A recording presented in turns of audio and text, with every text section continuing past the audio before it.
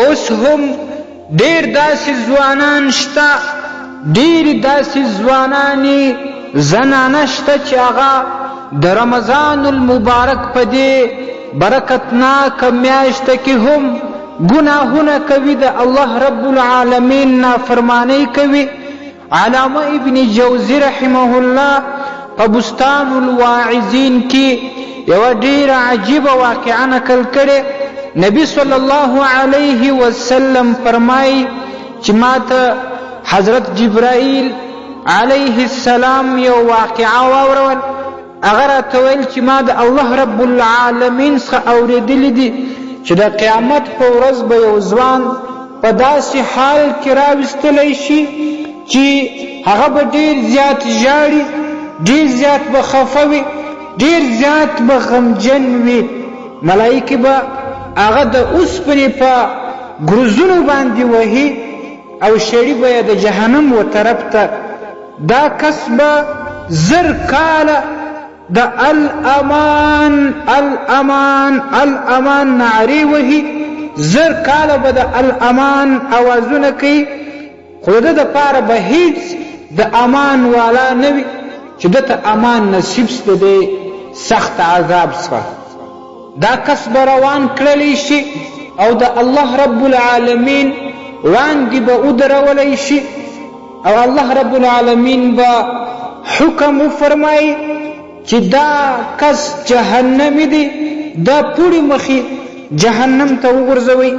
نبی صلی الله علیه وسلم حضرت جبرائیل امین علیه السلام ته وایي یا جبرائیل من هو، اے جبرائیل دا کس څوک دی؟ حضرت جبرائیل علیه السلام جواب ورکوي شاب من امتک، اے محمد مصطفی دا به ستا د امت یو ځوان وي، ستا امتی به وي، ځان ته به مسلمان هم وایي. نبی صلی الله علیه وسلم به زیات حیران شي، هغه به ورته وایي وما ذنبه، ای جبرائیل زما د دې امتي ګناه څه ده چې دومره سختترین عذاب هغه ته ورکول کیږي؟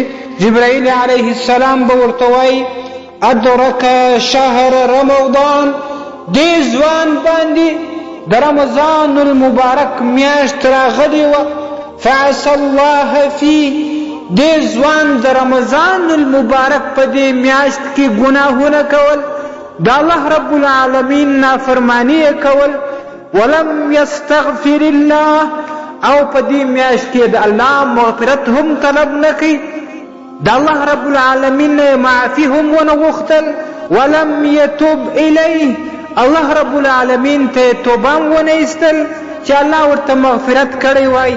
فاخذه الله بغتة، ناڅاپه الله رب العالمین ونیوی، د دې ګناه په حالت کې مرګ ورته راغلی او په دې سختترین عذاب کې اوس مبتلا دی. عزیزانو عرض دا کوم ګناهونه په هر وخت کې کول، سختترین عذابونه په قیمت ځان ته رانیول دي. د آخرت ورځ ډېره سخته ده، د قبر حالات ډېر سخت دي. مسلمانانو له کبیره او صغیره ګناهونو ځانونه وساتئ. دا یقینا د خپل ځان سره ظلم کول دي. یو څوک ګناه کوي د خپل نفس سره ظلم کوي، خپل ځان ته خپل نفس ته عذاب په قیمت باندې اخلي.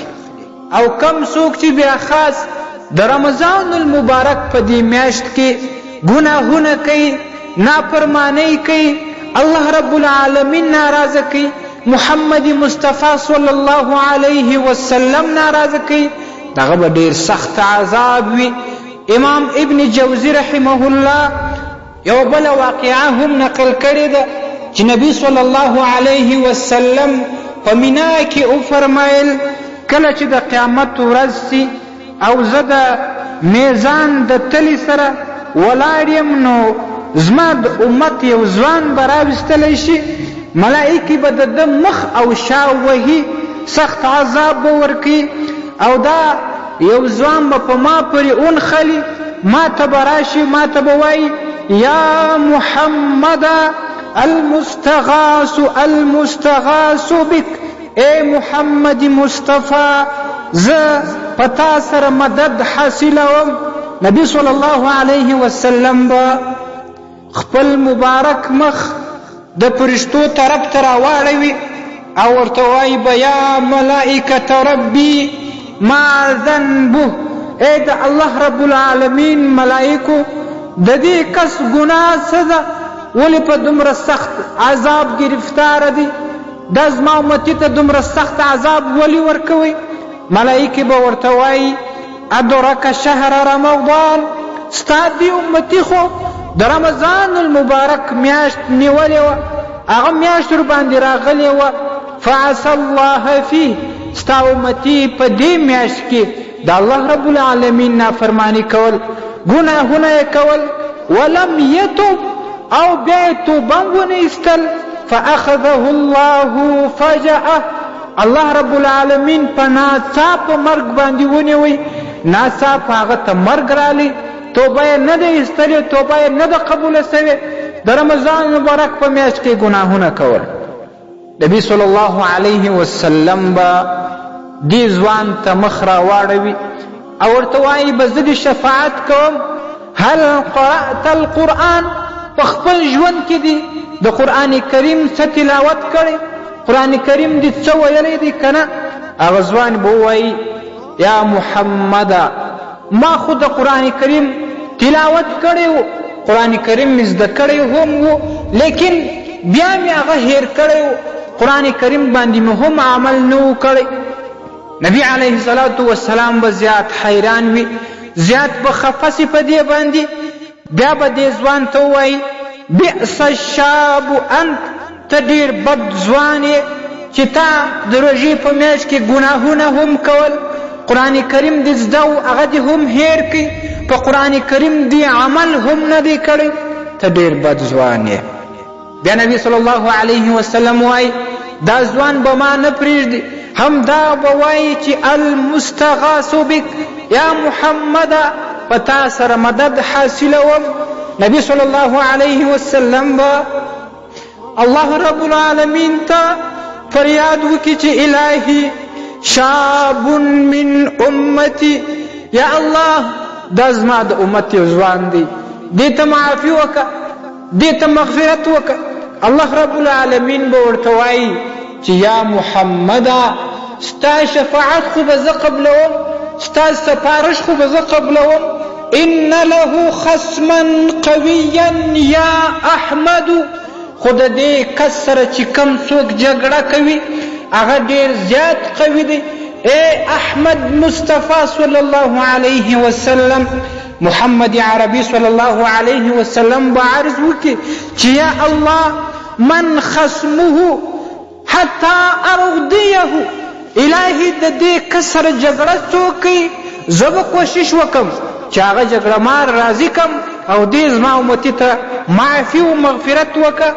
الله رب العالمین به ورته وفرمایي خصمه شهر رمضان، د دې کس سره خو جګړه رمضان المبارک میاشت کوي، دې کس د رمضان المبارک په میاشت کې ګناهونه کول، د الله نافرماني کول، اوس د رمضان المبارک میاشت ورسره جګړه کوي چې تا زما خاطر ولې ونه کوي، تا زما احترام ولې ونه ساتئ، تا ولې زه ضایع کړم.